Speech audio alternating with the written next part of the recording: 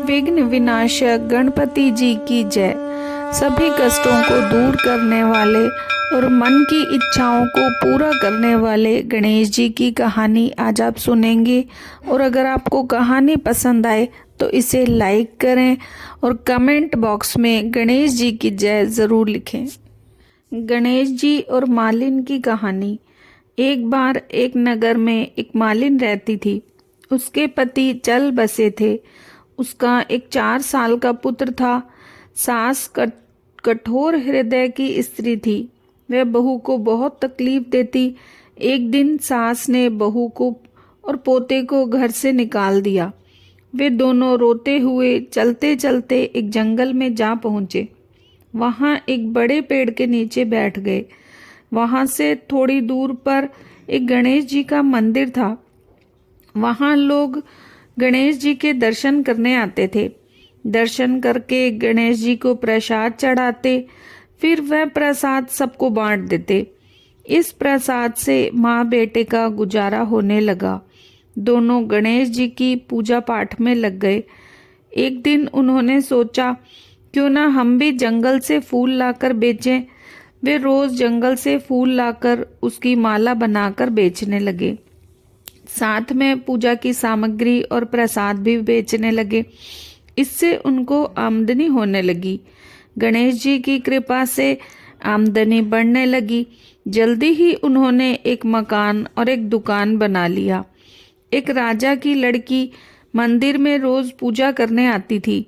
मालिन के बेटे को देख राजकुमारी उस पर मोहित हो गई और उससे विवाह करने की सोचने लगी। उसने अपनी भाभी से मन की बात कही। भाभी अनुभवी थी। उसने कहा, ये तो मालिन का बेटा है और तुम एक राजा की बेटी हो। यदि तुमने इससे विवाह किया तो तुम्हारी बहुत बेइज्जती होगी। पर राजकुमारी अपनी बात पर अड़ी रही। उसने कहा, मैंने तो प्रतिज्ञा कर ली है, मैं इसी से विवाह करूंगी। भाभी ने घर आकर सारी बात राजा को बता दी। राजा ने मना नहीं किया और विवाह के लिए तैयार हो गए। उन्होंने बड़े धूमधाम से बेटी का विवाह मालिन के साथ कर दिया। मालिन के बेटे के साथ कर दिया। मालिन ने सबसे पहले बेटे बहू को गणेश जी के मंदिर में ले जाकर पूजा पाठ करवाया और गणेश जी का आशीर्वाद दिलवाया। इसके बाद पूरे नगर में ये बात फैल गई कि गणेश जी की पूजा करने से सब कष्ट दूर हो जाते हैं।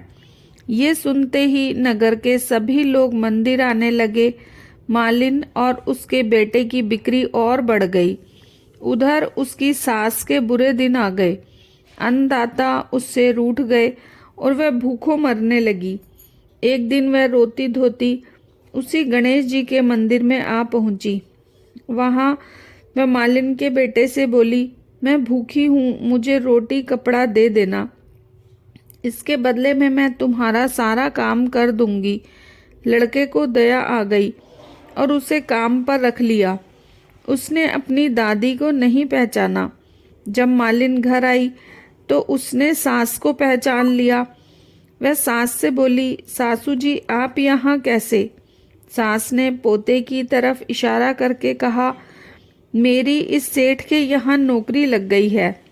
बहू बोली, ये आपका पोता है और ये घर भी आपका ही है, ये दुकान भी आपकी ही है। जब आपने हमें घर से निकाला तब गणेश जी ने हमारी रक्षा की। बहू की बात सुन सास बोली, मेरी करनी मैंने भोग ली।